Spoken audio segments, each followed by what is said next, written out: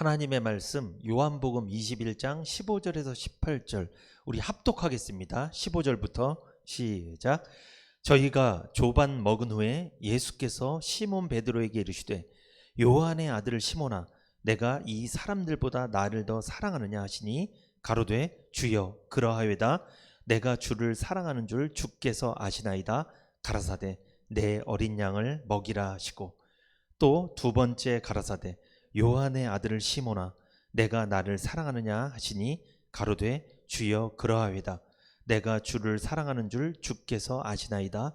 가라사대 내 양을 치라 하시고 세 번째 가라사대 요한의 아들 시몬아 내가 나를 사랑하느냐 하시니 주께서 세 번째 내가 나를 사랑하느냐 하심으로 베드로가 근심하여 가로되 주여 모든 것을 아시오매 내가 주를 사랑하는 줄을 주께서 아시나이다. 예수께서 가라사대 내 양을 먹이라. 내가 진실로 진실로 내게 이르노니 젊어서는 내가 스스로 띠띠고 원하는 곳으로 다녔거니와 늙어서는 내 팔을 벌리리니 남이 내게 띠띠우고 원치 아니하는 곳으로 데려가리라. 아멘. 요한복음 21장 15절에서 18절을 중심으로 부활의 은혜라는 제목으로 오늘 말씀을 전하겠습니다. 여러분과 저에게 주시는 오늘 이 메시지의 가장 핵심적인 메시지는 뭐냐면 예수님의 부활은 새 출발의 은혜라는 거예요. 제가 오늘 설교하는 목적은요, 주님의 부활의 은혜를 알게 해서 새 출발의 삶을 살게 하기 위함입니다. 오늘 본문은 이 갈릴리 이 호수에서의 일이죠. 이 갈릴리 호수에서 이 제자들은 부활의 주님을 만났습니다. 부활의 주님을 만났던 일은 제자들에게는 은혜이며 복이었습니다. 이처럼 주님의 부활을 믿는 성도들에게 제자들이 받았던 이 부활의 은혜와 복이 동일하게 임한다는 거예요. 부활의 은혜는 무엇인지 오늘 본문을 통해 세 가지만 좀 살펴보겠습니다. 첫 번째, 부활의 은혜는요, 새 출발의 은혜입니다. 오늘 제자들에게 나타나신 주님은 십자가를 지시기 전에 주님이에요? 십자가 지고 나서 주님이에요? 십자가를 지고 죽으셨다가 3일 만에 살아나신 주님이 제자들을 만나고 있죠. 죽었다가 다시 살아나신 주님께서 제자들을 만났다는 것은 제자들에게 다시 기회가 주어졌다는 거예요. 예수님 제자들이 어떤 사람들이었습니까? 예수님 처음 만나고 나서 그들은 3년 6개월을 주님과 함께 동행했습니다. 이 바늘과 실이 붙어 다니는 것처럼 그렇게 주님을 따라다녔거든요. 근데 주님이 십자가 처형당하고 죽게 되었다는 소식을 듣고 그들은 주님을 다 버렸어요. 다 부인하고 도망갔죠. 제자들은 주님을 부인한 사람들입니다. 주님을 버리고 도망갔던 사람들이에요. 그럼에도 부활하신 주님께서 제자들을 다시 만나셨잖아요. 이것은 다시 기회가 주어졌다는 뜻이에요. 은혜입니다. 부활하신 주님은 자신을 버리고 도망갔던 제자들에게 찾아오셨습니다. 그런데 놀랍게도 왜 주님을 부인했는지, 왜 주님을 버리고 도망갔는지 따져 묻지 않으셨습니다. 왜 그럴까요? 제자들에게 다시 기회를 주고 싶었던 거예요. 만약에 주님이 나를 왜 부인했냐? 내가 너희들에게 3년 6개월 동안 그렇게 잘해줬는데 너희들이 나를 주님으로 믿었는데 왜 나를 버리고 도망갔느냐? 따져 물으셨다면 이거는 기회를 준다는 거예요? 안 준다는 거예요? 안 준다는 거예요, 기회를. 이거는. 그런데 주님이 너희들이 나를 버리고 도망갔다, 부인했다, 이것을 따져 묻지 않으셨다는 것은 무엇이다? 다시 기회를 주신다는 거예요. 은혜입니다. 주님의 관심은 어디에 있었습니까? 제자들이 주님께 지은 죄, 그리고 그들의 연약함, 그들의 실수에 있지 않았습니다. 주님의 관심은 제자들의 헌신에 있지도 않았어요. 지금까지 주님께 잘못했으니까 앞으로 잘 헌신하라고 이렇게 말씀하지도 않으셨어요. 주님의 관심은 뭡니까? 오늘 본문 보세요. 15절. 요한복음 21장 15절 읽어봅니다. 저희가 조반 먹은 후에 예수께서 시몬 베드로에게 이르시되 요한의 아들 시몬아 내가 이 사람들보다 나를 더 사랑하느냐. 16절. 또 두 번째 가라사대 요한의 아들 시몬아 내가 나를 사랑하느냐. 17절. 세 번째 가라사대 요한의 아들 시몬아 내가 나를 사랑하느냐. 주님의 관심은요 어디에 있어요? 주님에 대한 사랑이 있느냐, 이것이 관심이에요. 그래서 부활의 주님은 베드로에게 네가 나를 더 사랑하느냐 3번이나 되물으신 거예요. 주님께서 제자들에게, 특별히 베드로에게 나를 더 사랑하느냐고 3번이나 되물으신 이유는요, 지금도 여전히 주님을 사랑하고 있는가를 알고 싶었던 거예요. 주님은 확인하고 싶었던 거예요. 왜 주의 종을 통해 매번 말씀을 전하실까요? 왜 하나님은 이렇게 복음을 전할까요? 왜 그런 거예요? 저와 여러분이 주님을 여전히 사랑하고 있는지를 주님이 확인하고 싶은 거예요. 주님의 관심은 거기에 있습니다. 얼마나 많은 일을 했냐, 얼마나 죄를 안 졌냐, 얼마나 연약하냐, 얼마나 부족하냐, 이거에 관심이 있지 않아요. 주님은 어디에 관심이 있어요? 너희가 주님을 얼마나 사랑하고 있냐, 또 여전히 사랑하고 있냐. 예전에는 많이 사랑했는데 구원받을 때는 그렇게 사랑하더니 지금은 사랑 안 하고 있는 거 아니냐, 지금도 여전하냐, 이거 물어보시는 거예요. 계속. 명절 전에는 주님 그렇게 사랑하다가 명절 갔다 오니까 주님 안 사랑하냐, 물어보십니다. 이게 주님의 관심이에요. 주님은요 사랑에 미친 분이에요. 저도 그렇고 우리 성도님들도 그렇고 실수하는 게 뭐냐면, 우리 성도 간에도 서로 사랑하는지 그걸 항상 확인해야 되거든요. 그게 중요하거든요. 근데 사람들은 뭐를 확인 많이 해요? 나한테 얼마나 죄를 졌는지, 저 사람 얼마나 연약한지, 얼마나 부족한지, 어쩜 그런 것은 밤을 새서 얘기를 해. 그런 거는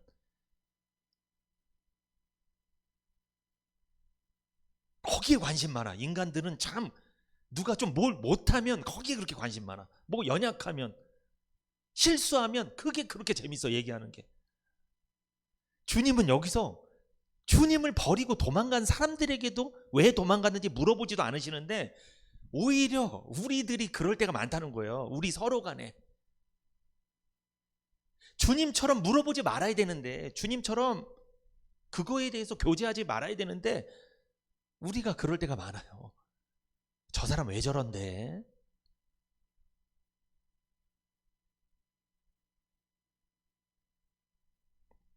우리가 그럴 때가 많습니다. 우리는요, 누군가 나한테 한번 잘못하잖아요. 다시는 그 사람한테 기회 안 줍니다. 그런 성향이 있어요. 우리한테는. 뭔가 못한다 싶으면 일 맡기기 싫어해요. 확실한 사람한테만 맡기고 싶어요. 근데 주님은 안 그러셨다는 거예요. 자신을 버리고 도망간 사람한테 지금 새 출발의 기회를 주시는 거예요. 우리도 주님을 본받아야 될 줄 믿습니다. 좀 실수하고 연약하고 부족하더라도 다시 기회를 줄 수 있는, 그것을 따져 묻지 않고 다시 한번 새 출발할 수 있게 도와줄 수 있는 그런 주님을 본받는 저와 여러분이 되시기를 축복합니다. 우리가 그렇게 살아야 되겠죠. 힘들지만 우리도 그렇게 살아야 됩니다. 구원받고 난 이후에 지금도 여전히 주님을 사랑하고 있는가? 주님은 제자들뿐만 아니라 오늘을 살아가는 여러분과 저에게도 되묻고 계신 거예요. 왜?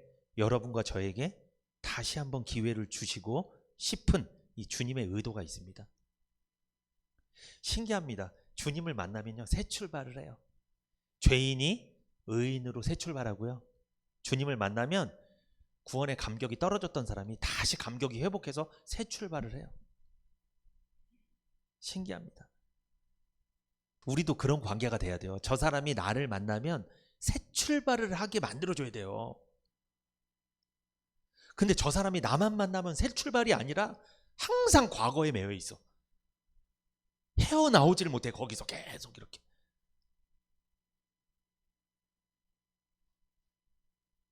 난 어떤 사람입니까? 지금 어떤 교제를 해주고 있습니까? 나만 만나면 저 사람이, 낙심해 있던 사람이 소망을 갖고 새 출발을 하게 만들어줍니까? 그런다면 그분은요, 부활의 주님을 잘 믿고 있는 거예요. 그분이 부활의 주님을 믿고 있기 때문에 부활의 은혜가 나타나는 거예요. 막 이렇게. 근데 부활의 주님을 안 믿어. 그러면 저 사람을 새 출발 시켜줄 수 없어요. 능력이 없는 거예요. 예를 들어서 누가 막 부정적인 얘기를 하면 부활의 주님을 경험했고 부활의 주님을 믿는 사람은 부정을 긍정으로 바꿔줍니다. 새 출발하게 만들어줘요. 근데 부정적인 얘기를 계속 들었는데 더 부정적인 사람이 돼. 나도 비슷한 사람인 거예요. 그러면 내가 부활의 주님을 제대로 믿고 있는지 생각해 봐야 돼요. 부활의 주님을 믿는다면 나를 만나는 사람들을 반드시 새 출발하는 은혜를 입게 해줘야 돼요. 이 중요합니다. 주님을 만난 사람들은 다 새 출발했어요. 오늘 본문에서 제자들은 부활의 주님을 만났습니다. 십자가에 죽은 주님을 만난 게 아니라 다시 살아나신 주님을 만난 거예요. 그러므로 부활의 주님을 만난 날이 부활의 날이에요. 부활의 날은 새 출발, 새 삶을 시작하는 날이었다는 거예요. 제자들은 다시 출발했습니다. 제자들에게 새로운 능력이 주어졌습니다. 주님은 제자들의 부끄러운 과거, 숨기고 싶은 과거는 따져 묻지 않으셨습니다. 새 출발의 은혜를 베푸신 거예요. 부활의 주님을 믿고 있습니까? 그렇다면 새 출발의 은혜를 경험한 것입니다. 그러므로 새로운 삶을 살아가십시오. 그리고 다른 사람, 나를 만나는 사람을 새로운 삶을 살 수 있도록 도와주십시오. 과거에 매여있던 사람을 미래를 볼 수 있게 만들어주라는 거예요. 교제 잘해야 되겠죠? 부활의 주님 믿습니까? 주님 죽으셨다가 3일 만에 살아나신 거 믿으세요? 그렇다면 새 출발해야 될 줄 믿습니다. 새로운 삶을 살아야 돼요. 요한복음 21장 18절에서 19절 시작. 내가 진실로 진실로 내게 이르노니 젊어서는 내가 스스로 띠띠고 원하는 곳으로 다녔거니와 늙어서는 내 팔을 벌리리니 남이 내게 띠띠우고 원치 아니하는 곳으로 데려가리라. 이 말씀을 하심은 베드로가 어떠한 죽음으로 하나님께 영광을 돌릴 것을 가리키심이로라. 이 말씀을 하시고 베드로에게 이르시되 나를 따르라 하시니. 이게 무슨 말씀입니까? 주님은 지금 베드로의 과거를 따져 묻는 거예요? 아니면 미래를 말씀하시는 거예요? 미래입니다. 주님 뭐라고 말씀하세요? 베드로야, 내가 진정으로 말해주겠다. 젊었을 때에는 네가 원하는 일을 하고 가고 싶은 곳에 마음대로 갈 수 있었다. 그러나 네가 늙으면 다른 사람이 내 팔을 붙잡아 벌리고 내가 원하지 않는 곳으로 데려갈 거야. 이런 말씀 왜 하신 거예요? 예수님은 베드로가 어떤 죽음을 맞아 하나님께 영광을 돌릴 것에 대해서 말씀하신 거예요. 알려준 거예요. 베드로의 미래에 대해 말씀하셨어요. 지금까지 베드로의 삶에 대해 전혀 언급하지 않았습니다. 그런데 왜 우리는 자꾸만 과거의 삶을 언급합니까? 우리도 그래서는 안 되겠죠? 이랬니 저랬니 그랬니 그런 교제는 해서는 안 되겠죠. 전혀 미래에 도움이 안 되잖아요. 주님의 영광을 위해 베드로의 순교의 죽음만을 주님은 말씀하셨어요. 이처럼 주님은 미래에 관심이 많습니다. 과거의 죄는, 과거의 상처와 연약함과 부족함, 실수, 죄, 이것은 간과하시고 도말하시고 기억지 않으셨습니다. 아멘. 주님은요, 미래의 비전을 보여주시는 분이에요. 비전이 뭡니까? 하나님께서 나를 어떻게 쓰실 것인가에 대한 청사진이에요. 그걸 보여준 거예요. 미래의 비전을. 하나님께서 여러분과 저를 어떻게 쓰실 것인가, 하나님께서 이 시흥 은혜교회를 어떻게 쓰실 것인가, 이 비전에 대해서 우리는 교제를 많이 해야 될 줄 믿습니다. 아멘. 주님은 제자들의 과거를 보지 않은 것처럼 우리의 과거를 보지 않습니다. 우리의 실수와 연약함을 보지 않으신다는 거예요. 우리의 미래만 보신다는 거예요. 우리가 주님을 위하여 영광 돌리는 삶에 대해서 주님은 관심이 많습니다. 그래서 부활의 주님을 경험한 사람, 한마디로 구원받은 사람, 또 날마다 부활의 주님을 경험하고 있는 사람, 그 사람은요, 새 출발의 은혜를 경험했기 때문에 그 사람 말은 항상 미래적이에요. 긍정적입니다. 소망적이에요. 이 사람이 부활의 주님을 경험한 사람의 특징이에요. 그런데 부활의 주님을 경험하지 못했거나 구원받지 못했거나 부활의 주님을 경험해서 구원받았지만 은혜가 떨어진 사람은 소망적이지 않아요. 미래 이야기를 하지 않아요. 항상 현재와 과거의 불만스러운 일들만 계속 얘기한다는 거예요. 앞으로 나아갈 수가 없습니다. 이 사람은. 주님이 오늘 제자들을 왜 찾아오셨을까요? 제자들은 지금 오늘 본문에 밤새도록 고기를 못 잡았습니다. 되는 게 없는 거예요. 삶에서 되는 게 없어요. 지금 그렇게 주님을 쫓아다녔는데 주님을 떠나 배신한 것도 마음에 걸리는데 지금 삶 속에서 그물에 걸리는 것도 없는 거예요. 너무 힘든 거예요. 절망뿐이에요. 제자들은 무슨 생각이 들었을까요? 죄책감도 들었겠죠. 아, 이렇게 고기가 왜 안 잡히지? 내가 주님을 배신해서 이렇게 벌을 받는 건가?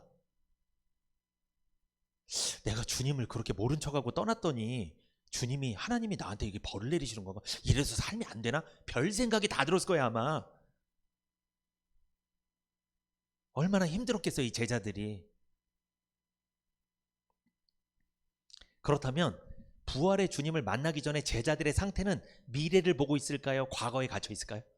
과거에. 아, 내가 잘못해서 이런가? 아, 내가 실수해서 이거를 하나님이 나한테 보복하시는 건가? 벌 내리시는 건가? 항상 과거에 사로잡혀 있었을 거예요. 되는 것도 안 되고. 얼마나 힘들었을까? 여러분, 과거에 사로잡혀 있는 사람은 힘들어요. 자꾸 과거에 내가 지었던 죄, 상처 이런 것 때문에 지금 내가 이렇게 되는 건가? 자꾸 연결이 된다니까요. 이게 율법주의적으로 그렇게 연결이 된다니까요. 이걸 누가 이걸 잘 이용한다? 사단이, 마귀가 계속 이용하는 거예요. 그거를. 구원 받았어도 그런 생각이 들 수 있어요. 뭐가 삶에서 잘 안 되면 아, 벌 받는 건가? 이런 생각이 들 수 있어요. 부활의 주님이 그렇게 낙심하고 절망하고 있는, 되는 것도 안 되던, 아무것도 안 되던 그 절망하고 있던 제자들에게 찾아오셔서 새 출발의 은혜를 주신 거예요. 다시 출발해라. 이게 부활의 은혜입니다. 앞으로 살아갈 인생, 그리고 인생의 마지막을 주님이 말씀해 주신 거예요. 너는 이렇게 하나님께 영광을 돌리게 될 거다. 걱정하지 마라. 이제 염려하지 마라. 이것이 부활의 은혜입니다. 여러분, 우리도 마찬가지예요. 날마다 부활의 주님을 경험해야 될 줄 믿습니다. 구원받을 때 한 번 부활의 주님을 경험해서 구원받고 끝나는 게 아니라 날마다 예수님이 다시 살아나셨음을 여러분은 기억하고 믿어야 돼요. 그래야 새 출발할 수 있어요. 여러분, 죽음에서 다시 살아났다는 것은 다시 시작할 수 있도록 해주시겠다는 하나님의 메시지가 있는 거예요.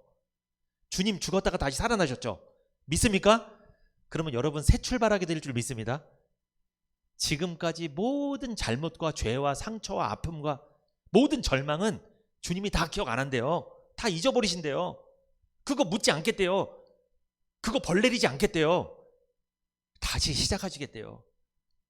믿으시기 바랍니다. 이게 부활의 주님을 믿는 거예요. 우리는 부활의 주님을 믿어야 돼요. 십자가에 달려서 죽으신 주님만 믿지 말고 죽으셨다가 다시 살아나신 주님 믿으시기 바랍니다. 새 출발하시기 바랍니다. 과거는 묻어버리십시오. 새로운 삶을 시작하게 하시는 부활의 주님을 바라보고 믿고 살아가시기를 축복합니다. 두 번째, 여러분, 부활의 은혜는요, 그물이 채워지는 은혜예요. 제자들은요, 밤새 빈 그물을 건졌죠. 요한복음 21장 3절 읽어볼까요, 여러분? 시몬 베드로가 나는 물고기 잡으러 가노라 하매 저희가 우리도 함께 가겠다 하고 나가서 배에 올랐으나 이 밤에 아무것도 잡지 못하였더니. 밤새 빈 그물만 던졌죠? 아무것도 못 잡았죠? 지금 요한복음 21장 3절에서 제자들은 부활의 주님을 만났을 때요, 못 만났을 때요? 못 만났을 때죠. 이게 무슨 뜻입니까? 주님 없이 던진 그물은 빈 그물 뿐이에요. 주님을 떠나서는요, 빈 그물, 육신의 일도 안 된다는 거예요. 영적인 일도 안 되지만 무슨 일? 그물을 던져서 고기 잡고 먹고 사는 육신의 일도 안 돼요, 여러분. 주님 떠나지 마세요. 날마다 부활의 주님 믿으세요. 이 말씀을 가까이 하세요. 복음을 가까이 하세요. 주님을 떠난다는 건 뭘까요? 복음을 멀리하고 말씀을 멀리하고 되는 일이 없습니다. 이렇게 되면 주님을 떠난 인생, 복음을 떠난 인생, 말씀을 떠난 인생은 영육간에 빈 그물을 건지는 인생이에요. 건지는 것이 없어요. 제자들은 부활의 주님을 만났습니다. 그때 그물이 채워지는 은혜를 받았죠. 요한복음 21장 5절에서 6절 시작. 예수께서 이르시되 얘들아 너희에게 고기가 있느냐 대답하되 없나이다. 가라사대 그물을 배 오른편에 던지라 그리하면 얻으리라 하신대 이에 던졌더니 고기가 많아 그물을 들 수 없더라. 부활의 주님을 만났을 때 그들은 새 출발의 기회를 얻었을 뿐만 아니라 그물이 채워지는 은혜를 받았다는 거예요. 주님은 먼저 그들의 그물 문제를 해결해 주신 거예요. 이게 무슨 뜻이냐? 여러분, 그물이 채워지는 은혜는요, 영육 간의 문제를 해결해 주신다는 거예요. 이게 그물이 채워지는 은혜입니다. 이게 뭐라고요? 그물이 채워지는 게 영육 간의 문제를 해결해 주시는 은혜예요. 요한복음 21장 9절 한번 읽어볼까요, 여러분? 육지에 올라보니 숯불이 있는데 그 위에 생선이 놓였고 떡도 있더라. 부활의 주님께서 제자들을 그렇게 낙심하고 절망해 있던 제자들에게 찾아오셔서 그물을 오른편에 던지라 하시고 그물이 정말 찢어지진 않았지만 찢어질 정도로 많이 잡았잖아요. 그물이 채워졌잖아요. 그것뿐만 아니라 주님께서 그들의 어떤 문제를 해결해 주셨어요. 9절에 생선이 놓였고 떡이 있다. 생선과 떡을 굽고 계셨어요. 숯불에. 이것은 그들의 배고픔을 해결해 준 거잖아요. 얼마나 배고프겠어요. 밤새도록 일을 했는데 아무것도 못 잡았는데. 이건 무엇이냐? 그들의 육신의 문제를 해결해 줬다는 거예요. 그러니까 그물이 찢어지지는 않았지만 엄청나게 많이 잡았잖아요. 그거랑 또 주님께서 숯불에 떡과 고기를 굽고 계셨잖아요. 이것은 그들의 육신의 문제를 해결해 준다는 거예요. 그러므로 부활의 주님을 믿는 성도들은 육신의 문제도 해결될 줄 믿습니다. 예수님 부활하셨음을 믿으세요, 여러분. 그러면 육신의 삶의 문제도 해결해 주는 거예요.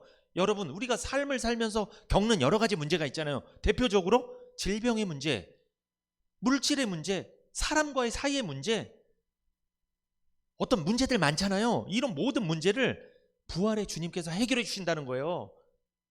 이게 그물이 채워지는 은혜예요. 요한복음 21장 11절 같이 읽어봅니다. 11절 시작. 시몬 베드로가 올라가서 그물을 육지에 끌어올리니 가득히 찬 고기가 153마리라 이같이 많으나 그 그물이 찢어지지 아니하였더라. 그물을 건져 올렸는데 그물이 찢어지지 않았습니다. 근데 거기 물고기가 몇 마리 있었다? 153마리가 있었습니다. 그런데 이 153마리는요 상징하는 의미가 있습니다. 이것은 구원받은 하나님의 백성을 상징하는 거예요. 그러니까 물고기 153마리가 그물에 채워져서 베드로가 육신적으로도 돈을 얻은 거잖아요. 이 물고기를 갖다 팔면 돈을 얻을 수 있는 거거든요. 그러니까 육신의 문제도 해결될 뿐만 아니라 물고기 잡은 건 또 제가 아까 영육간의 의미가 있다고 그랬죠? 이 물고기는 이 그물에 물고기가 잡힌 게 영적인 의미, 육적인 의미가 다 같이 담겨 있는 거예요. 육적인 문제, 삶의 문제, 이 물질의 문제도 주님께서 해결해 줬습니다. 153마리를 잡음으로. 그런데 이 153마리 안에는 영적인 의미가 있다. 153마리 물고기는 구원받은 하나님의 백성을 상징하는 거예요. 한마디로 이게 무슨 뜻이에요? 베드로야, 제자들아, 너희들이 앞으로 구원받은 하나님의 백성들이 너희들을 통해 나타날 거다. 한마디로 너희들이 복음을 전하면 너희들 곁에 구원받은 백성들이 모일 거야. 초대교회가 부흥할 거야. 구원받은 성도가 때같이 구름대같이 몰려들 거야. 지금 영적인 것도 약속하고 있는 거예요, 주님이. 실제로 초대교회는 부흥했죠. 구원받은 자를 날마다 더하셨습니다, 하나님이. 날마다 부흥했어요.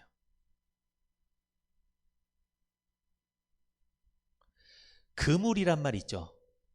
여기 11절에 그물, 이 그물의 원어가 레시에트예요. 레세트의 어구는 야라쉬입니다. 이 야라쉬는 취하다, 유업으로 받다, 상속자라는 뜻이에요. 그러니까 그물의 의미는 십자가의 구속의 복음을 듣고 믿어 구원받은 성도들이 천국과 영생을 유업으로 상속받았다는 의미예요. 그물에 걸린 153마리 물고기는 창세전에 하나님의 은혜로 선택받은 성도, 구원받은 백성, 상속자를 뜻하는 거예요. 그러니까 그물은 찢어지지 않았습니다. 이것은 구원이 결코 취소되지 않는 것을 말하는 거예요. 안심하라는 거예요. 찢어지지 않았으니까. 베드로가 주님을 처음 만났을 때는 그물이 찢어졌습니다. 그때 물고기가 좀 새어 나갔어요. 많이 잡았지만. 그런데 이번에 부활의 주님을 만났을 때는 그물이 찢어지지 않았습니다. 절대로 받은 구원이 취소되지 않는다는 거죠. 안심하라는 거예요. 평안하라는 거예요. 그런데 여러분, 율법주의자 있죠. 이단에 빠진 사람들은 구원에 대해 안심하지 못합니다. 왜 그럴까요? 그물이 찢어질까 봐 그들은 항상 겁을 먹기 때문에 그래요. 안심하지 못해요. 불안한 거예요. 항상. 구원의 확신이 없는 거죠. 제자들이 그물을 건져 올리니까 그물이 찢어지지 않을 정도로 153마리의 물고기를 잡았다. 육적으로도 삶의 문제가 해결됐습니다. 가난의 문제가 해결됐어요. 영적으로도 부유해졌어요.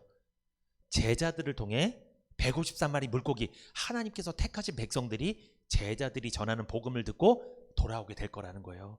그런데 그물 안에 딱 갇히게 된다.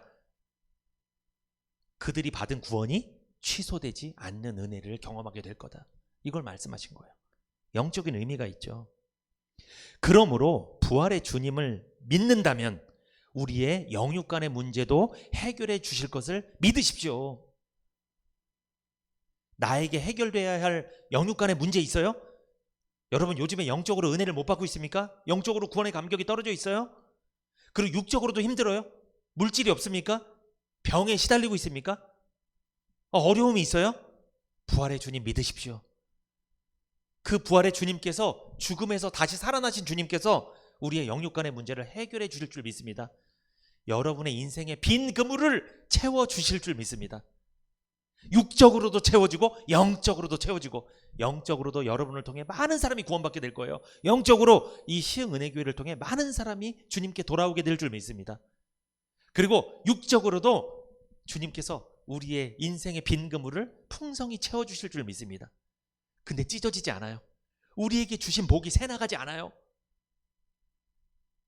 얼마나 좋은 복이에요. 돈을 아무리 많이 벌면 뭐해, 다 새나가는데. 근데 많이 벌었는데 새나가지 않아. 그물이 찢어지지 않아. 부활의 주님 믿으십시오. 세 번째, 요한복음 21장 15절에서 17절 같이 한번 읽어볼까요? 저희가 조반 먹은 후에 예수께서 시몬 베드로에게 이르시되 요한의 아들 시몬아, 내가 이 사람들보다 나를 더 사랑하느냐 하시니 가로되 주여 그러하이다. 내가 주를 사랑하는 줄 주께서 아시나이다. 가라사대 내 어린 양을 먹이라 하시고, 또 두 번째 가라사대 요한의 아들 시몬아 내가 나를 사랑하느냐 하시니 가로되 주여 그러하이다. 내가 주를 사랑하는 줄 주께서 아시나이다. 가라사대 내 양을 치라 하시고, 세 번째 가라사대 요한의 아들 시몬아 내가 나를 사랑하느냐 하시니 주께서 세 번째 내가 나를 사랑하느냐 하심으로 베드로가 근심하여 가라되 주여 모든 것을 아시오매 내가 주를 사랑하는 줄 주께서 아시나이다. 예수께서 가라사대 내 양을 먹이라. 부활의 은혜는요, 사역을 위임받는 은혜입니다. 부활의 주님은 제자들에게 사역을 위임하셨습니다. 주님을 사랑하는 사람에게 주님의 위대한 사역을 위임하신 거예요. 나를 사랑한다면 내 양을 먹이라 주님 말씀하셨잖아요. 사역을 위임받았다면 부활의 은혜를 경험한 거예요.